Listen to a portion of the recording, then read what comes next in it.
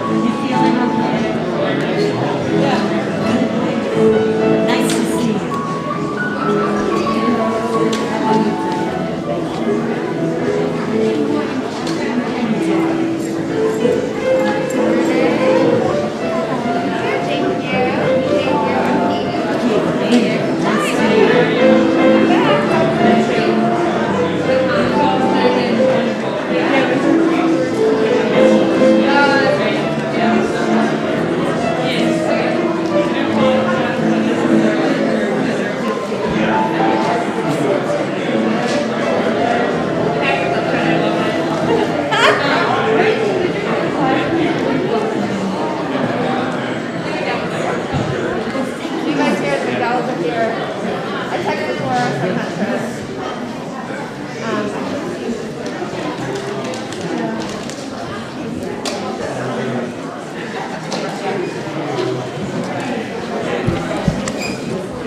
morning. Welcome to First Parish Brewster. We are a Unitarian Universalist welcoming congregation of people of diverse philosophies and beliefs, people of various cultures and races, sexual orientations, gender identities, abilities, and socioeconomic backgrounds. Whoever you are, wherever you are on your path, may this be a place of rest and restoration on your journey. I am John Kelb, this morning's worship associate, delighted to be welcoming you to the service today with our Director of Lifespan Religious Education, Twigs Hastings, our Interim Music Director, Kaisa Fern, and it's my pleasure to introduce our Parental Leave Cover Minister for the next 2 months, the Reverend Ken Hurto.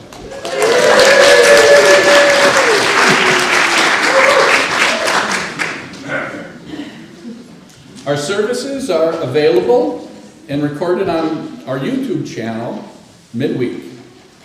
We do ask that all over the age of 4 mask while in our service, speakers excluded. Please silence your cell phones. We ask that all wear their name tags and fill out the sticker name tags in an effort to be more welcoming. We also welcome and celebrate the noises, movements, and mirth that little ones bring to our services. Our services are 60 to 75 minutes long. If you need to leave before then, you are welcome to use the doors at the back of the sanctuary. For those of you who may be first-time guests this morning, welcome. Are there any first-time guests who would like to introduce themselves? And if so, please raise your hand and we'll bring a mic, as the mic is needed for people that are streaming on YouTube, or streaming, yeah, it's on YouTube. No hand raisers. Welcome, guests and all. If you would like to learn more about First Parish Brewster UU, please fill out a welcome card found on the back of the pew in front of you and place it into the offertory basket. Welcome on this morning, which we make sacred by our presence together. And a big welcome to people streaming. We're glad you are here. And I suspect my wife is streaming too. In community news announcements, who is an early riser? Next Sunday, Twinks, next Sunday is Easter, and once again we will gather on Paynes Creek Beach for our beautiful sunrise service. This year we will meet at 5:45, or 5:45 if you prefer. If you haven't come before, we urge you to stretch yourself and try it out. You might be surprised. Dress warmly. After our 10 a.m. service, we will have our annual egg hunt and picks with the Easter Bunny. As ever, all are invited to participate. This is not just for the kids. Let your inner children out to play. What do you love about music at First Parish? The First Parish music makers are planning Music Sunday service April 23rd to celebrate the importance of music to all of us. They hope to weave in many voices from the congregation. Are you willing to speak a few sentences about why music is important to you at church? Or would you write a few sentences someone can read aloud? What moves or touches you in music? Is there a particularly moving First Parish Brewster musical moment that you want to describe briefly? If you are willing to add your voice, please email Deb Selko, which can be found in Breeze or in the Weekly Angle. I would like to extend a huge thank you to Ricky Bates, who found because of a power surge that the amp to our audio system had blown, and due to her dedication and expertise, we have a fully functional audio system this morning.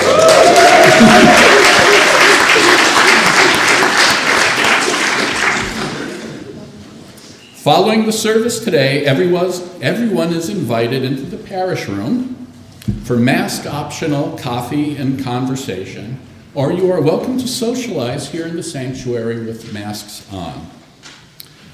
Welcome to our service today. It is so good to be together.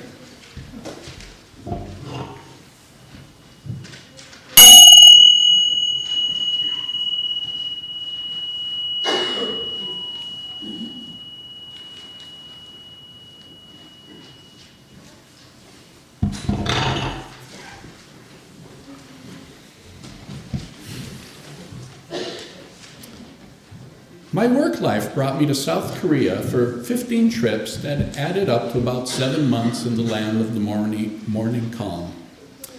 I was part of a team during the early trips and didn't meet too many new people as our team did our job, mostly working only with each other. But on later trips, I traveled alone, not having colleagues from the home office with whom I'd work with, nor with whom to spend my evenings and weekends.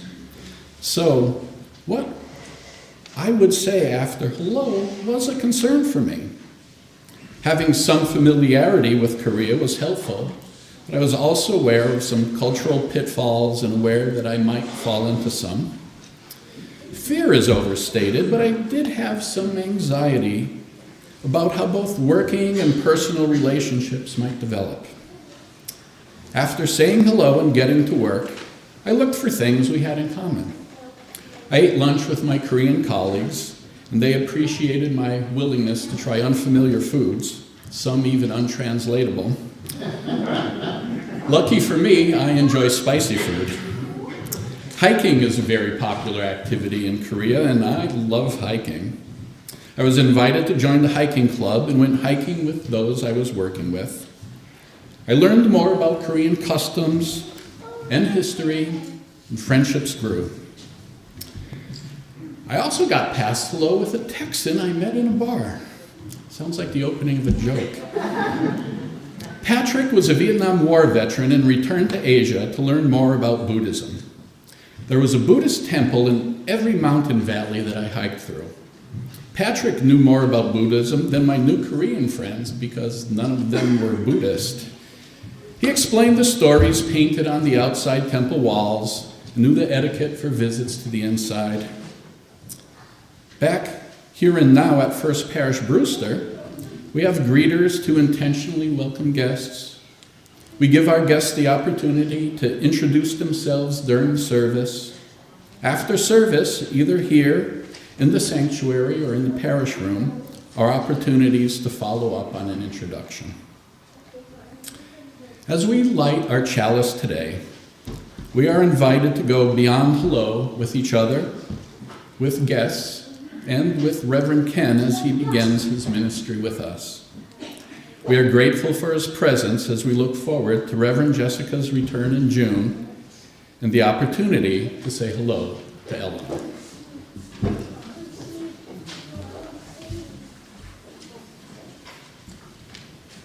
I invite you to rise in body or spirit and take your teal hymnal and turn to 1010.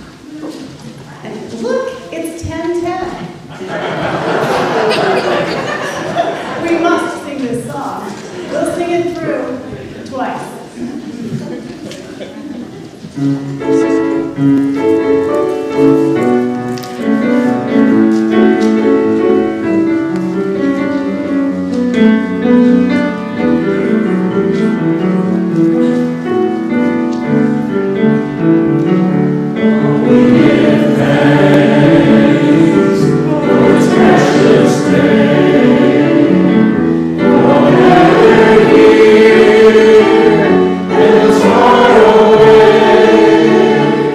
Oh,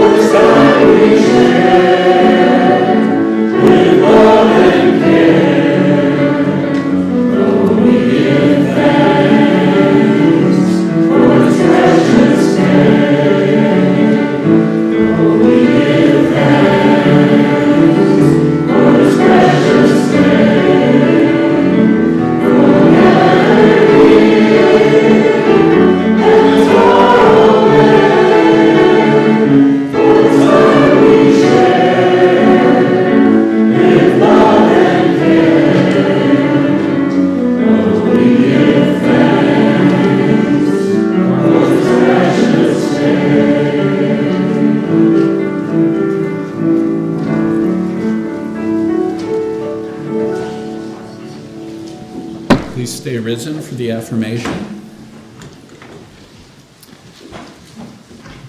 Your response will be in the italics section. We believe in love. Love is the doctrine of the church. We believe in truth. The best of truth is the sacrament. We believe in helping others. And service is our prayer. We believe in the sacredness of life. To the end that all souls shall grow into harmony with the divine. Invite all of our children and youth to join us up here, and anyone who's feeling youthful today.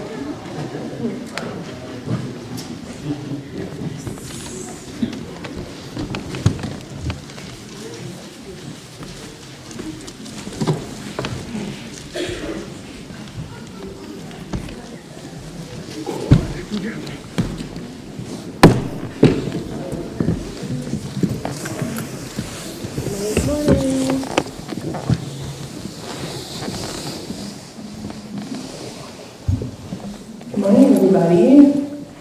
Does anyone know what this Sunday is called? Anyone? I always say this wrong. Palm Sunday. Palm Sunday. Yeah, what does it mean? Great question, Benji. So, Palm Sunday is a time back when, remember we talked about the baby that was born at Christmas, Jesus? Well, now he's all grown up, and this was a time of Passover for Jewish folks in Jerusalem, and they all gathered together, and Jesus was coming to Jerusalem to gather with his followers, and he sort of knew what was going to happen on Easter. We'll talk about that next week. And so when he came into Jerusalem, he rode on a donkey. Okay? So he asked his friend to go and find a donkey. Twinks, just a minute here. There's also Pontius Pilate was coming into town that day. And the city of Jerusalem needed to prepare for the arrival of Pontius Pilate to keep those Jews in check. Let us not forget that.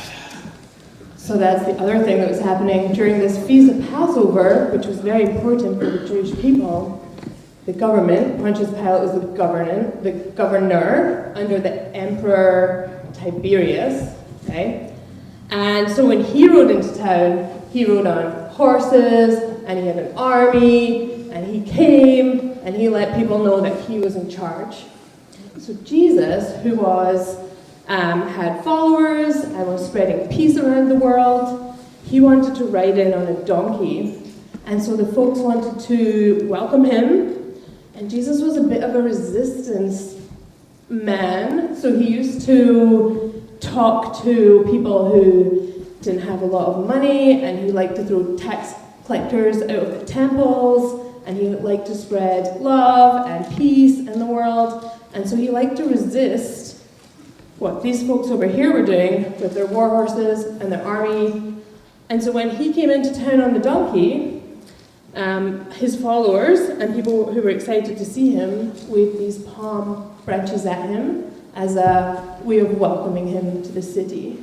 So the question today is, which side do you want to join? Do you want to be with Pontius Pilate, keeping everyone in check and making sure that there's not too many festivities and parties going on? Or do you want to be on this side over here, waving palms and welcoming Jesus, who was someone who spread love and peace in the world? So that's the question. It's a question for y'all too. So if you want to be with Pontius Pilate, then you can join our friend at the back there. But if you want to be on the side of peace and love, then you can get a palm leaf and we'll send them out to you. So you can put your hand up if you want to be on the side of peace and love, and we will spread some palm leaves out. Oh, good. All right, looks like we have no detractors. Excellent. All right, we're going to pass these out. You guys want to run mine and give everyone some palm waves? Yeah, you can take one and you go down. You don't actually have to. You want to give them to somebody? We'll give them to some of the people over there. You actually to run. She just needs.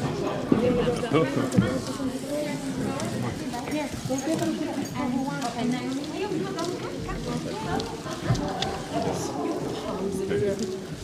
Fair enough.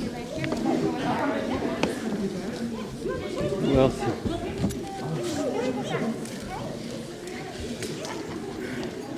Go ahead. Go ahead.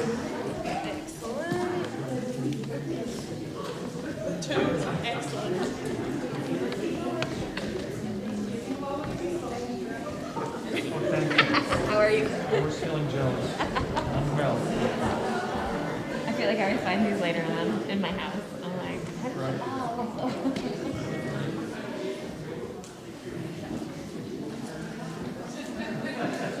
I wonder where they're from. Somewhere it's the industry. They did a lot of farms on Sunday.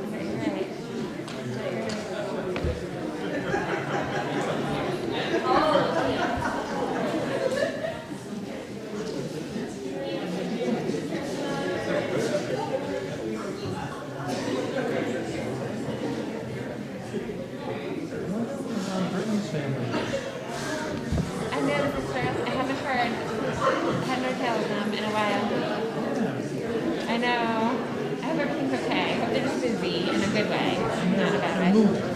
They're moving and expecting, and I think both of them travel for work. Yeah, how about up in the balcony, Levi? Do you want to go up on that balcony? Okay. Is anyone up there? That's why I have to jump Oh, no, I see, Olive and Edie went up there. That's fine, so everyone has one. Oh, I'll take one, and then you can give them back to Twinks, whatever's left. Or if you want to get. There you go. Thanks very much. Thank you, Levi. Thank you very much.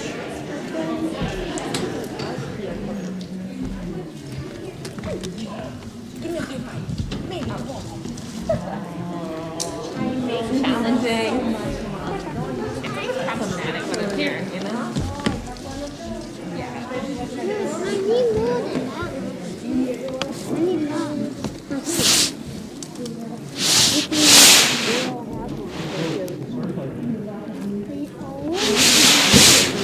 All right, nice job, everyone. Seems like everyone is joining the parade of love and peace. So we are going to leave in a parade of love and peace, and you can wave your palms for us as we go. Do you want to take one? You take one. Ready? You take one. Let's go down. No?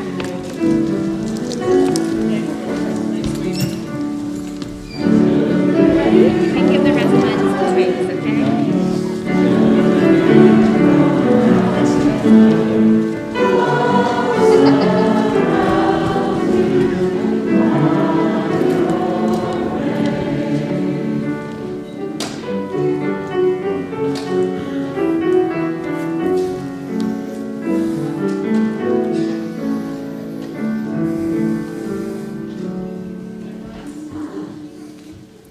It is said that prayer changes nothing save the one who prays.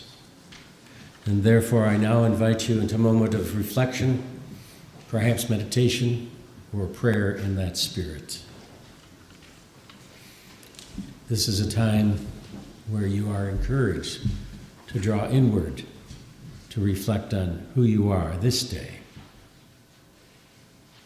We give thanks for this day, for the beautiful sun and the daffodils rising. We rejoice this day because of this community of care and concern. We confess, as much as we have tried, we haven't quite lived up to our ideals every moment in recent days. And we promise anew to try it again, hopeful and supported by this community. This day, some have come dancing with joy, full of life, grateful for everything. we share their light. And some have come here this day, burdened by the woes of the world, personal and otherwise, needing that light of joy. We will share the light of joy wherever we can, from within, from among, and toward those in need.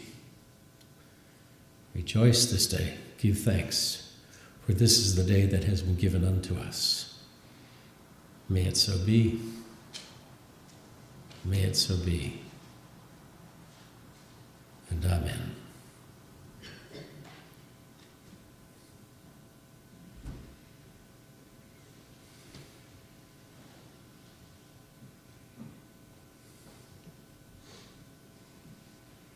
Now we join our voices together again, singing Spirit of Life.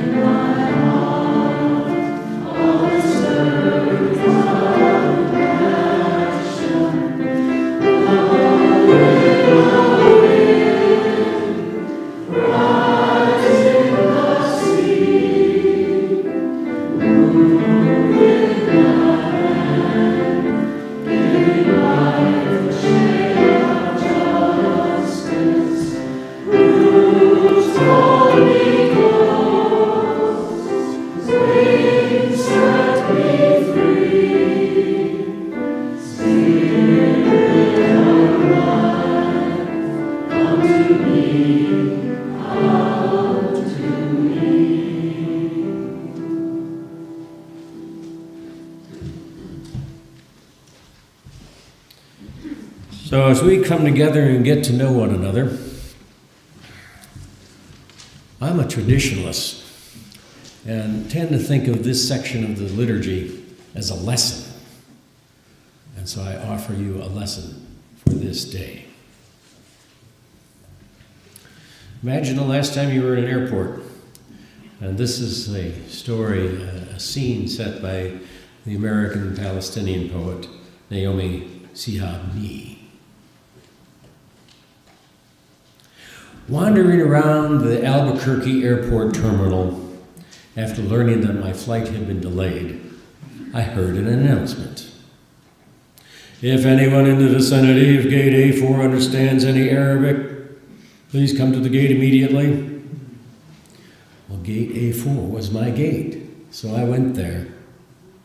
An older woman in full Palestinian dress was crumpled on the floor wailing. "Help," said the flight agent. "What's her problem?" I put my arm around the woman and I asked in her language what was the matter.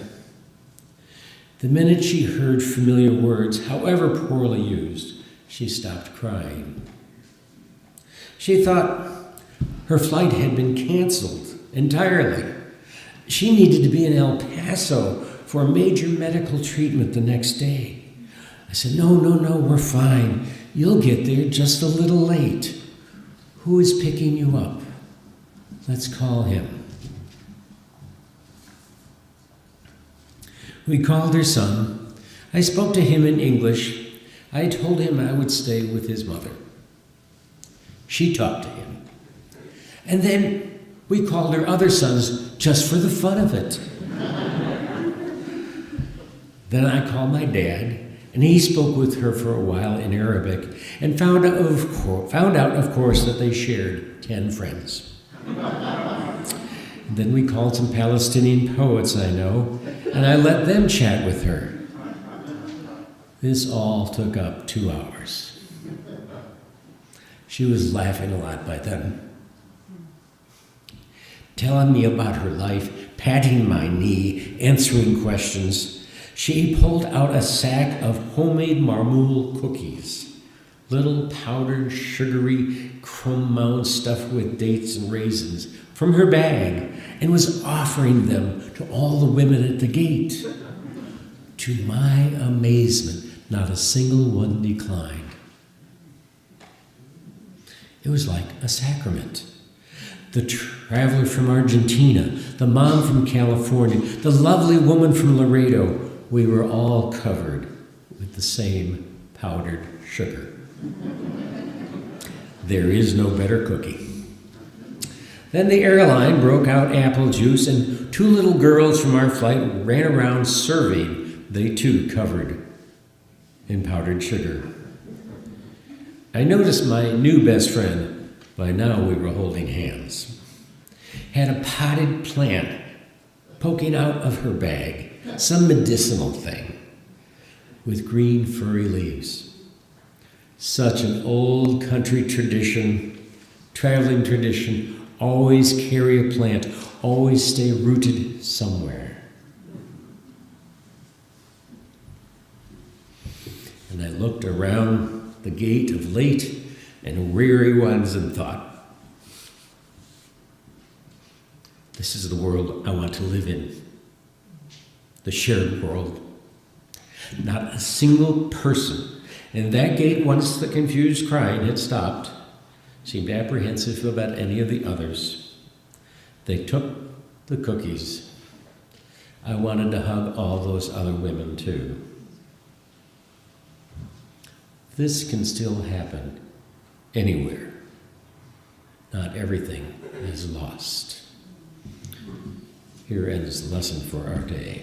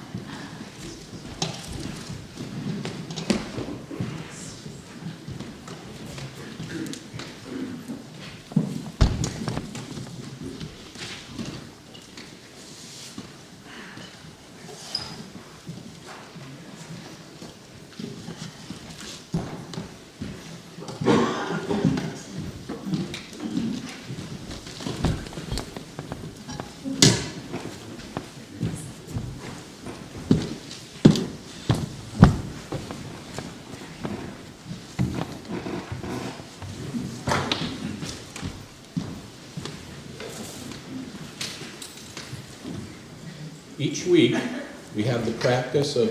No, it's not over. Okay. Each week, we have the practice of splitting our offertory plate. Half of what is collected goes to the work of First Parish Brewster, and the other half goes to a worthy organization nominated by members of our congregation.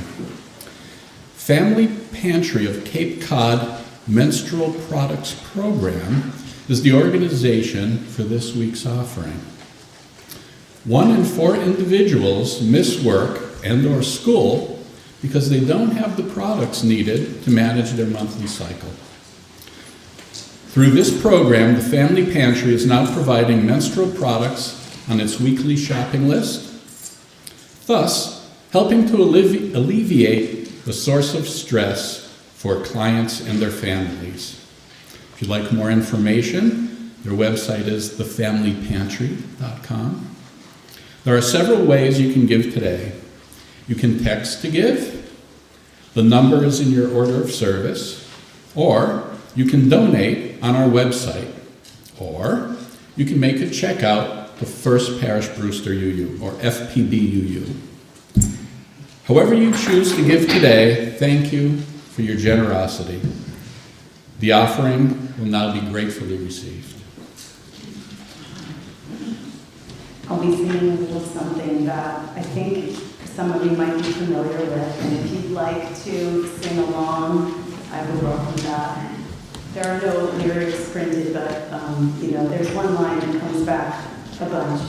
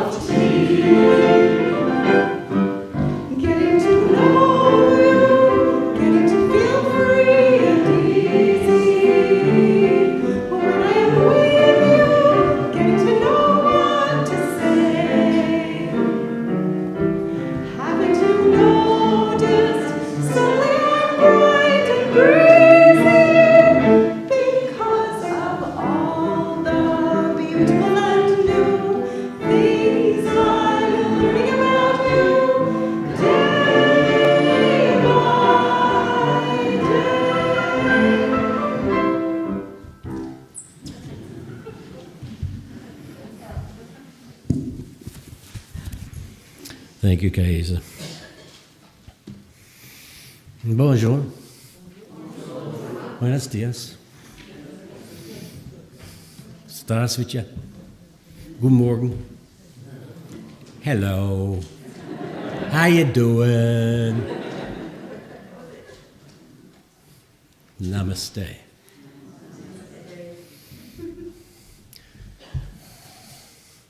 My name is Ken Hurto. You will note, please, that there are 2 N's in Ken. To his dying day, my father referred to me as Keninanen. Who are you? What's your name? What would you like to know about me? What would you like me to know about you? Getting to know you. Many Unitarian Universalist congregations, like you, follow a monthly theme to focus our reflection and celebration of life. As a preacher, I'm both glad for the rubric The theme takes me to places I might not otherwise go. And I resist because I don't want anyone telling me what I have to talk about. This month, the theme is resistance. Yeah, don't you think? Oh no, I said to myself, this is my first Sunday with these kind people, and I've got to talk about resisting.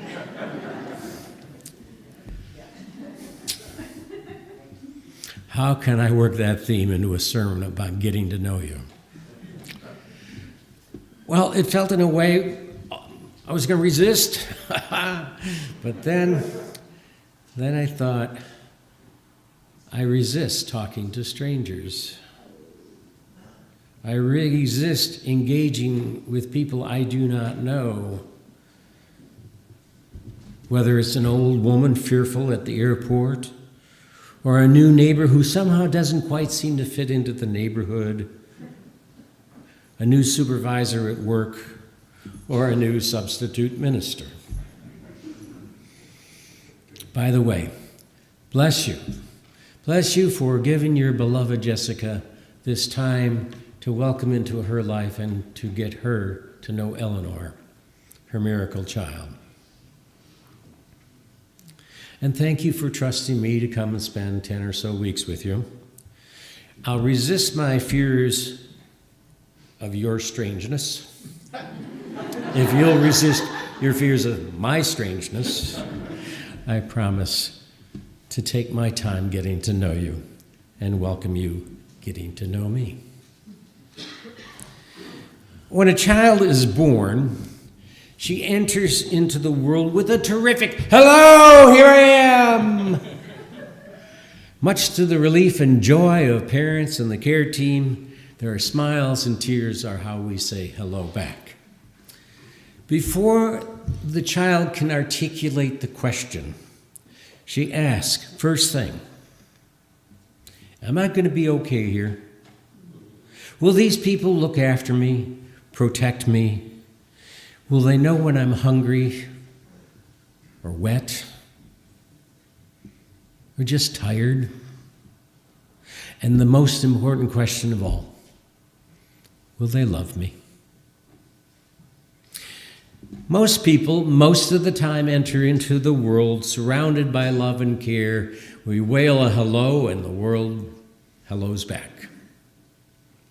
Some are born when things are really difficult. Think of the poor babies being born into the Ukraine at the present time.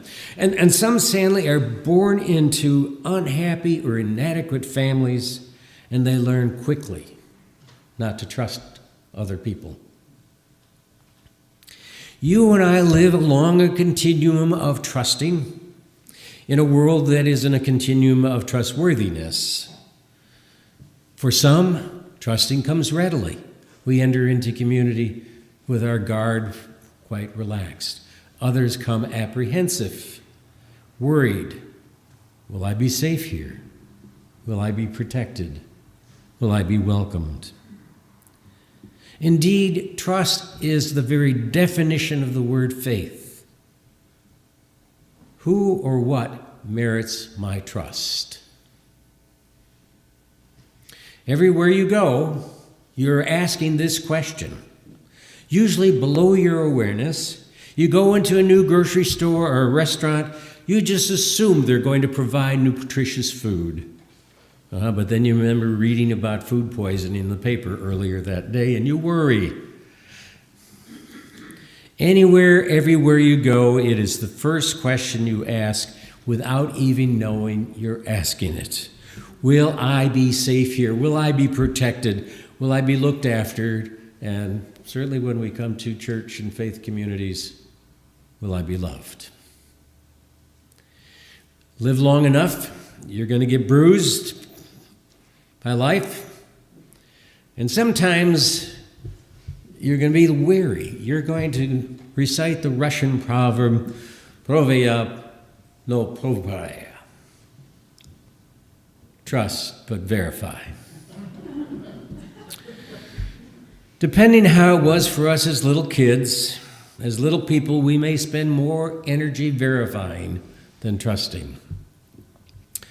So what do you say after you say hello? It's a dance of sorts. Thank you very much. It's a dance of sorts where we test each other out, working hard not to step on other people's toes or have ours stepped upon. We test out the question, can I trust you?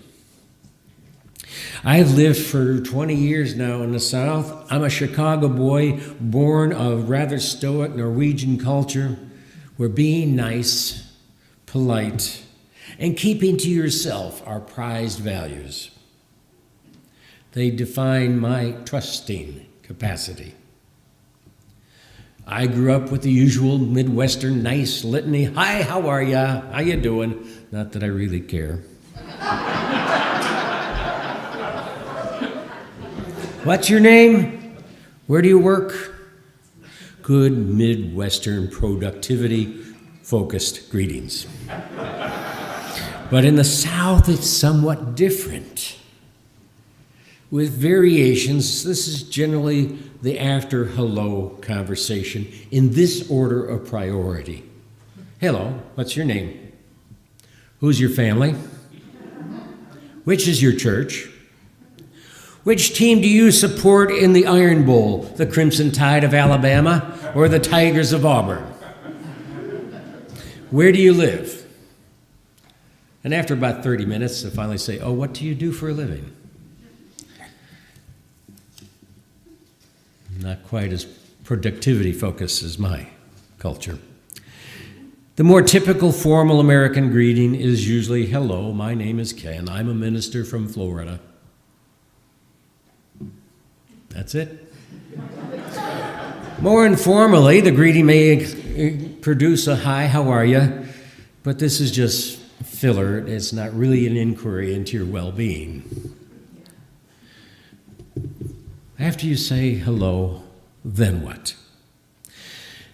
Think for a moment. Most of our relationships are transactional. We place an order, we ask for information, we look for directions, or we share a curiosity. We don't share much of ourselves. We seldom go forward after hello with our deepest concerns. And that makes sense. I don't have time for every family life story. And frankly, most would find my life story rather boring. So you pay your bill, perhaps utter a thank you, and away you go. End of hello with goodbye. Most of the time. Most of the time. But that's not enough. More of the time. We are hungry for satisfying connection. It's in our DNA to be relationship-making, creating, sharing people. Years ago, theologian Martin Buber distinguished between an I-it versus an I-thou relationship. By and large, in those transactions, we use other people to meet our ends. We treat one another as its. Per se, nothing wrong with that, though it is easy to forget there's an altogether real human being on the other side of that transaction. And then an I-thou relationship is seeing one another as an end more than a means to our life. The less fancy name for that is love. Whether it is to create the primal experience of being held like a baby or needing to express our desire for one another, love is the game we most want and need to play. And alas, it often disappoints and we lose. We hold back because we don't want to be hurt again, or still, we don't want to be treated as an it, when often we are. We desperately need to love and to be loved back. And we resist taking the chance sometimes because we misjudge the trustworthiness of others from time to time, and the cost is too high. So I suggest, as we begin this conversation we're going to have, that we resist our fear of not knowing. We're going to take time getting to know one another, and perhaps create an I-thou relationship toward forging one more step toward the beloved community. Another theologian, Paul Tillich, once observed, "You know you are in a real community when people notice when you show up and when you're not there." A pithy example. Have any of you ever gone home after church on Sunday and called somebody and said, "Missed you last Sunday. How are you really?" That's what community does. And this is what we Unitarian Universalists across the nation are doing every week. We are challenging and rewarding and too often disappointed in this work. We want to create getting to know you deeply kinds of relationships. It's hard work, often frustrating. Oh my God, right now we are in the midst of struggling to learn how to transcend the culture of white privilege and to become an intentionally diverse, inclusive community, a church for all souls. At times it is exasperating because we are just different. We're not here to clone one another. Ask any married couple about this one. Yeah, loving others can be terribly exasperating, but rewarding in ways that we never know we needed to be rewarded. Sometimes loving another transforms your life for the better if we resist our own fears of being connected. As a spiritual discipline, it is a discipline. For just a brief moment, I try to transform I-it dynamics into I-thou ones. Say, at the grocery, I chat up the clerk in response to, "Did you find everything you need, sir?" By saying their name, and I ask, "How has the day gone thus far?" That's different than saying, "Hi, how are you?" I genuinely want to know how the day has gone. I hope I convey it in my tone of voice. But the specificity is what helps. I usually get an answer of more than fine. Occasionally, I'll say the name of the clerk, and ask if it's unusual to me, does it have any special meaning? Oh, that opens up real interesting conversations. And if it's late in the day, I'll ask them how much longer they need to be standing there. Small things, easy to do. Sometimes they lead to delightful cookie crumb encounters. Like the time that the clerk, and she greets me, and we have this little brief helloing kind of thing. And I said, "I can judge by your accent that you're not from Iowa. Where's your home?" And when she told me, I said, "Tovarische, как вы поживаете?" With the little bit of Russian I knew. Her eyes just... And she starts responding to me in Russian. And I say to her, "Нет, я говорю много плохо по-русски." Means I don't speak Russian at all.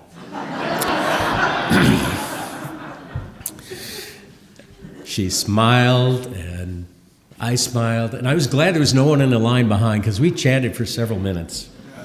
She felt recognized as a person. She effused joy at being accepted after hello. Small things can redeem our lives. But we resist them. God knows where they might lead, and I'm already in a hurry to be somewhere else. I've got things to do. If you risk learning another's burdens or joys, well, it's going to take some time and energy. The Palm Sunday teacher, Jesus, said, "For I was hungry, you fed me. I was thirsty and you gave me drink. I was a stranger and you took me in. Wait. Hold on there. Hold on. Don't I have enough to worry about at home with my people? Is there no limit to what I have to do? When is someone's need not my business? Should I send money to tornado victims or flood victims? Should I join the front lines regarding stopping the insanity of guns in our society? Or protecting the reproductive lives of women and the safety of trans kids? Is every Samaritan that falls among thieves my concern? I have worries enough, thank you very much. Yeah, getting to know you, most likely, will take your time and your energy and perhaps break your heart or open it up. The question is, who will you get to know? You can't say more than hello to everyone. You just can't. Anthropologists say that we can probably know closely roughly 200 people. This is the tribe of kith and kin. But what of others? What of others outside our tribe? Who will hear me? Who will hear you after you say hello? In my home church the other day, my minister said, church is where you are not just noticed, but welcomed and recognized. This is what I want in a relationship that lasts, to be recognized in the fullness of who I am. Good things and, well, not so good things. There's the rub. Have you noticed how goofy looking people are that you don't know? Strangers are, well, strange. Recall your last trip through the airport or at an evening concert? Places filled with people who dress strangely or weirdly, speak in accents you don't understand, even languages you don't understand. And then think of someone you've gotten to know, say here, with whom you now hold hands. They don't look goofy to you at all, even though at first they might have. People we know and care about are just that. People we know and care about. They just are, and we accept them as they are. Like that little baby, holding each other is what it's all about. Recognizing each other as okay, struggling human beings. This is the humdrum ministry of our faith, to transform strangers into friends, sharing cookies and sugar dust. It is to say all the anxiety, worry, and disappointments of our times are not the whole story.